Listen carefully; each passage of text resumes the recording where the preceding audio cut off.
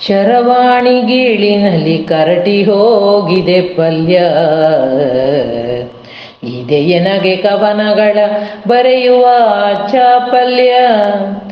ಚರವಾಣಿ ಗೀಳಿನಲ್ಲಿ ಕರಟಿ ಹೋಗಿದೆ ಪಲ್ಯ. ಇದೆಯನಗೆ ಕವನಗಳ ಬರೆಯುವ ಚಾಪಲ್ಯ. ಪುನಃ ಅಡುಗೆಯ ಮಾಡೆ ಯಾರು ತೊಳೆವರು ಪಾತ್ರೆ. ಮನದಿ ಮೂಡಿತು ಪತಿಯು ಪಾತ್ರೆ ತೊಳೆಯುವ ಚಿತ್ರ. ಸೀದ ಪಾತ್ರೆಯ ಬೆಳಗಿ ಮಾಡಲವಾಡುಗೆಯನು. ನಾನಂತೂ ಮುಗಿಸಲೇಬೇಕು ಈ ಕವನವನು. ಕಮಟಿದಡುಗೆಯ ನೋಡೆ ಕಮರುವುದು ಅವನ ಮೊಗ. ಹೋಟಲೆಡೆ ಮುಖ ಮಾಡುವ ಸದ್ಗತಿಯೇ ನನಗೀಗ. ಗಂಡನೇನೋ ಹೋಗುವ ಸನಿಹವಿದೆ ಹೋಟೆಲ್ಲು. ಪಟ್ಟಾಗಿ ತಾ ತಿಂದು ತರಲೆನಗೆ ಪಾರ್ಸಲ್ಲು.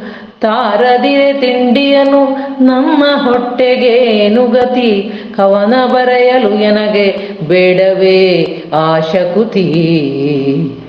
ನನಗೆ ದೋಸೆಯ ತರಲು ಹಾಕಿರುವೆ ಮೆಸೇಜು.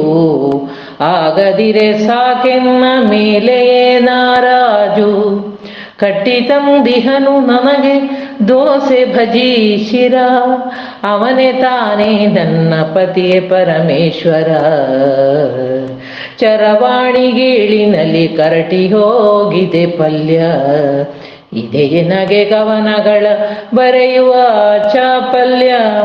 ಇದೆಯನಗೆ ಕವನಗಳ ಬರೆಯುವ ಚಾಪಲ್ಯ. ಬರೆಯುವ ಚಾಪಲ್ಯ.